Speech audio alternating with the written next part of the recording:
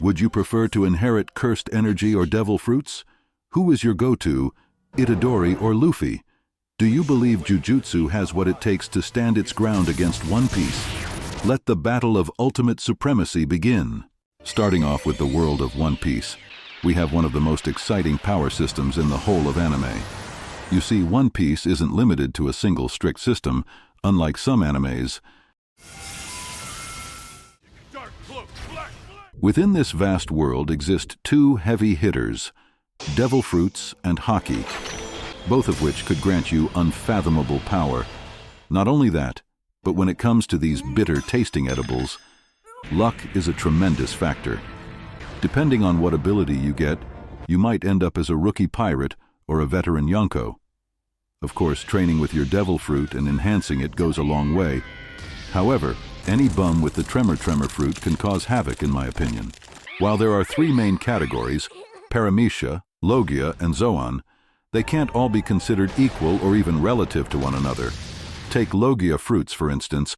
We all know how superior a Kainu's magma is. No matter how hard Crocodile's sand, Smoker's smoke, or Caesar's gas intensifies, there's no chance in hell they'd ever defeat the likes of Aokiji or Kizaru. So you see, even in One Piece, some aspects are set in stone. Let's also look at Zoan transformations. This category is even more unjust than Logia. I mean, how can you even compare giraffes with mythical dragons? How does that even make sense? Say you and your friends sat on a table and were provided devil fruits at random. After taking a bite, friend A turns into a gigantic Buddha statue capable of causing tremors with his bare hands. Friend B turns into a ferocious phoenix capable of healing himself from every known injury. Then there's you, who turned into a bison which simply grants a bit of strength. Just your luck, I suppose. And oh, let's not forget your best friend, who acquired the Nika fruit and is now suddenly the main character of the show. Well, that's One Piece for you, a cruel and vicious world. But wait right there, 'cause the Paramecia category, unlike its counterparts, is quite competitive and fair. Your chances of landing a solid ability is quite high. Aside of Whitebeard's ability, which is a cheat code, the rest are close to one another and even hard to choose. Take a look at Don Flamingo and Katakuri. Both have admirable abilities. The string abilities on one hand allows you to fly, slice through objects with ease and fight long range comfortably. The Mochi, as we've seen in his fight against Luffy, is as versatile as rubber and powerful as cement. It doesn't end there either. You have Magellan's poison, which I'd take any day of the week. Sugar's transformation, which is completely broken. Big Mom's soul fruit, that allowed her to form an entire empire.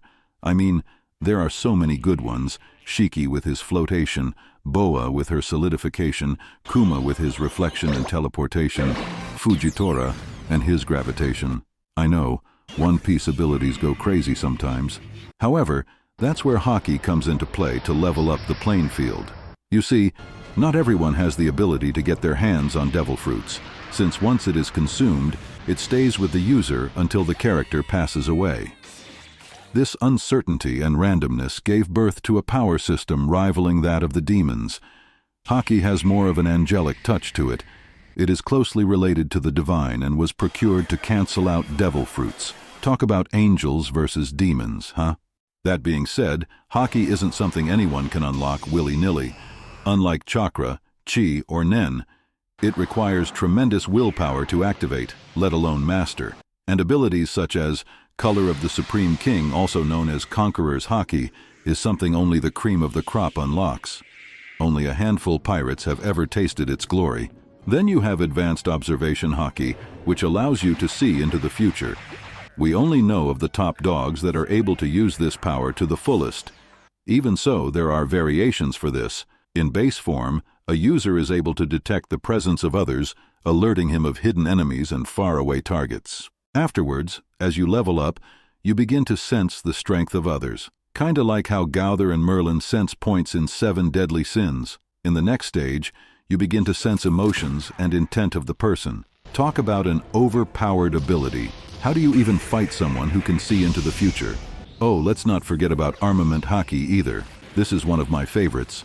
In my opinion, This is one of the best defense and offense systems in anime, since it can be used by anyone who possesses Haki. Unlike Gaara's Sand, or Gojo's Infinity, or Toby's Phasing, it isn't limited by character, rather potential. You can use it to infuse your weapons, shatter swords with your bare hands, and block bullets even. At base form, you can only harden your skin, which is still useful to block slashes and projectiles. But then, you are allowed to imbue objects, which increases their durability and potency. Then, once you reach the final stages, you are able to use advanced armament Haki, also known as Ryu in Wano. This is able to destroy internal structures and organs after applying excessive Haki into a person or object. Now, how wicked is that? Once you master all of these and pass the examination, you are allowed to use Conqueror's Haki to intimidate others without lifting a finger, just like when Shanks walked through Whitebeard's ship, or when Luffy battled it out with Bullet. However, as you level up, you are able to use it to attack distance targets as well. We call it Bluetooth Haki, when Shanks sniped the arrogant admiral from miles using nothing but Haki. Advanced Conquerors. Haki is no joke, that's the only way Kaido could have been defeated. Now, after hearing all this, do you think Jujutsu Kaisen or any universe has a chance against One Piece? Well, let's dive into Jujutsu Kaisen and see what they have to offer in their respective universe. The home of cursed energy and diabolical spirits. Jujutsu, in my opinion, is sort of like a mixture between Naruto, Bleach, and Hunter x Hunter in a way. From hand signs to domain expansions, their system could be quite confusing at first glance. However, the basis of every ability stems from cursed energy. Negative emotions such as fear, guilt, wrath, envy, well, most of the cardinal sins if you ask me. The church's worst enemy. You must understand something. While everyone in their universe contains traces of cursed energy, due to their overwhelming negative emotions, only a handful of select sorcerers can channel it into useful techniques for battle. Thus the creation of the Jujutsu Association. Even then, you must train to harness and stabilize your emotions, and we saw this firsthand when Gojo taught Itadori during their Netflix binge. That being said, techniques are divided into two, innate and non-innate. Starting off with the most common technique that is unique to each user. Innate techniques are special abilities which cannot be copied by another user. They are specific to a user's skill set and cannot be altered in any way.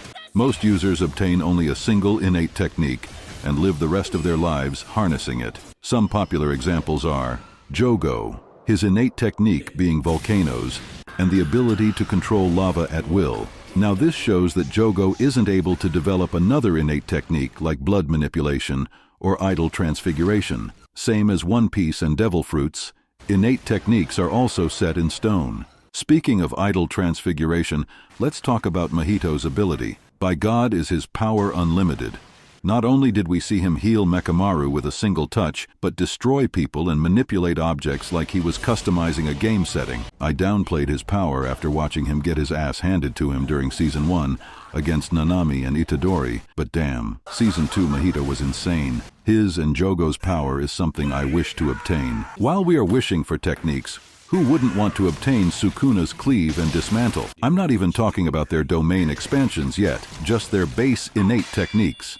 And boy oh boy, does Sukuna excel in this category. Another technique most of you are familiar with is Hanami, the plant-obsessed freak. Before he was turned into invisible powder by Gojo, Hanami was a powerhouse who gave Itadori and Todo a run for their money. His introduction alone was badass.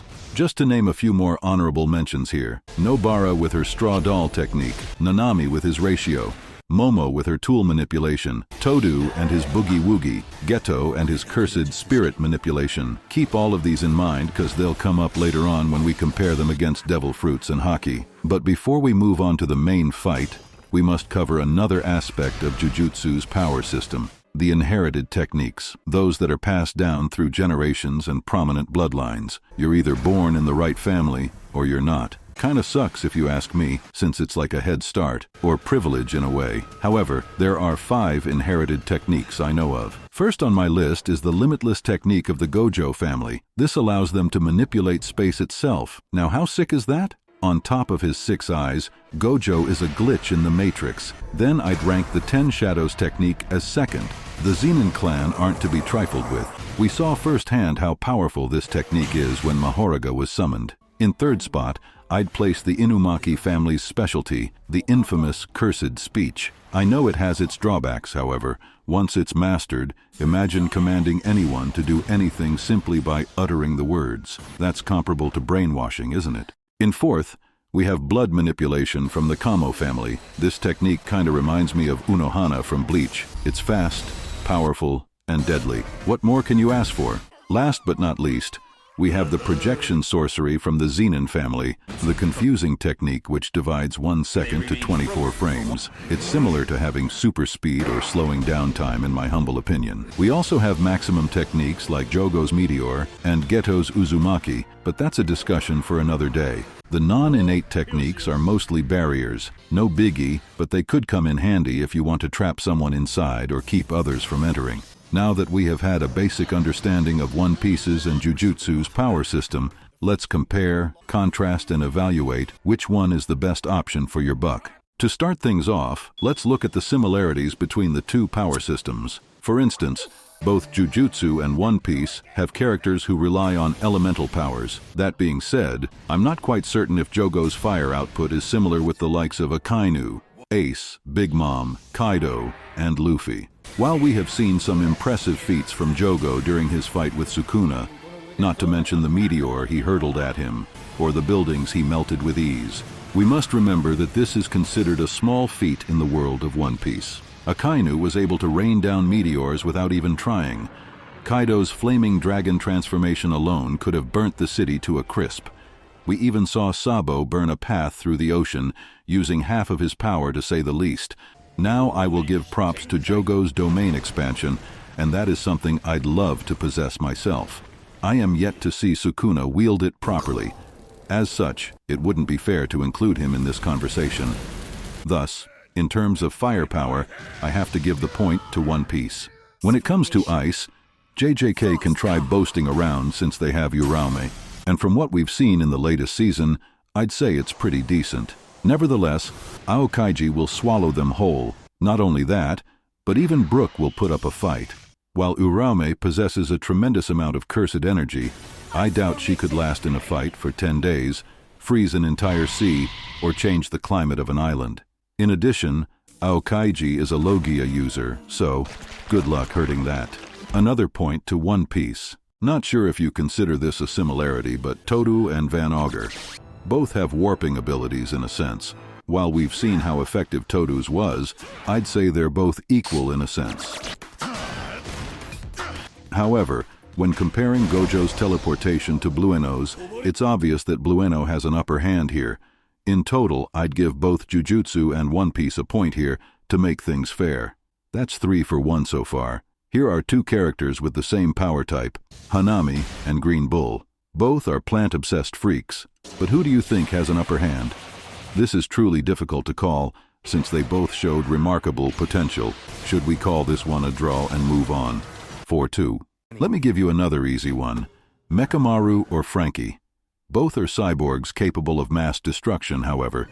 We have to give Mechamaru the win on this one. Frankie still has a long way to go. 4-3 so far. Here's another fun matchup for you adrenaline junkies. The Battle of Maestros. Old Man Gakuganji versus Scratchman Apu. 2 musical fanatics going at it. But yeah, as powerful as Apu is, I have to give this to the old man. 4-4. Jujutsu is catching up. Now, I wouldn't call Fushiguro's power an ability or technique, but his strength could be taken into account and pitted against the likes of Jesus Burgess or Garp. In terms of raw strength, One Piece has the significant advantage throughout, with giants and buccaneers, all the way to ridiculous devil fruits like Pika from Dressrosa. In terms of pure strength, One Piece has Jujutsu beat hands down, and this is not even a debate. 5-4 for One Piece. Even in swordsmanship, One Piece has the obvious advantage. I admire the likes of Maki and Nanami, but they won't stand a chance against the likes of Vista, let alone Mihawk or Zoro. Even the samurai are more skilled and powerful. Yuta might be the only one who would put up a fight, but I doubt he'd get past S-Hawk. let alone stand a chance against King. Mihawk and Shanks would obliterate them in this category. Don't even get me started on Oda and Rogers. This is an obvious W for One Piece. 6-4. Now that we've seen the majority of their similar power systems, let's dive into the different aspects that make them unique. I want to start off with the hardest challenge One Piece would face, and that would be Dagon, Gojo, Mahito, and Sukuna. In my opinion, these three are the ones that could give the rest a run for their money. Dagon, for instance, could summon a flood or teleport them to the ocean. The Devil Fruit's nightmare. However, keep in mind that characters like Don Flamingo, Marco, Enel, Urouge, Fujitora, and many more could fly above. The likes of Rayleigh could just swim the ocean, and they could use their armament and observation to block or avoid the guaranteed hit and overwhelm the domain from the inside. Heck, I'm certain they could dispose of Dagon the same way Fushiguro did. That being said, dealing with Gojo is going to be a huge nuisance. I don't see a way they could defeat him. If Haki is able to serve as a simple domain to bypass his infinity, then perhaps they have a chance. Other than that, I have to give the win to Gojo. His technique is truly flawless. Only chance One Piece has is to put up a barrier and exhaust his energy by avoiding his attacks and attacking relentlessly. However, do you think Blackbeard's darkness could consume Gojo's infinity? Before we move on to Mahito, I'm sure you're wondering where Geto comes into play. And to be honest, while he is a walking monster, I know of several One Piece characters that can deal with him easily. Mahito, on the other hand, could put up a fight. One Piece needs to keep their distance to fight him. Failure to do so will result in their immediate extermination. Soul multiplicity! Body repel!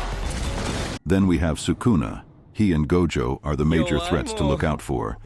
That being said, in terms of an all-out battle, I firmly believe One Piece will come out on top, given the quality and quantity of their powers. And let's not forget, the Gorosei and Imu are yet to reveal their true powers, and Luffy is yet to awaken into his final form. All in all, as much as I admire Jujutsu Kaisen, One Piece is winning without breaking a sweat. If you believe there is a strategy for Jujutsu to win against One Piece, we'd like to hear your thoughts down in the comment below. Prove us wrong if you dare.